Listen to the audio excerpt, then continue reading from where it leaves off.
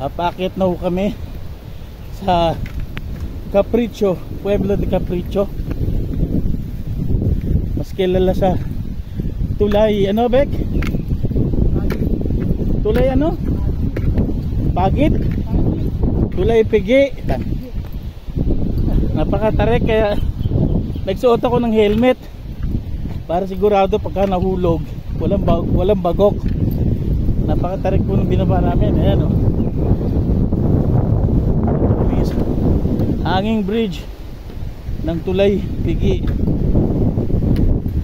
Ito ang pinakamatandang tulay sa buong Pilipinas. 18th century pa, panahon pa ng mga praile. At kaya raw tinawag na Tulay Pigi dahil dito nila tigo ang mga Pilipino noong araw. Dito pinaparusahan sa ilalim ng tulay.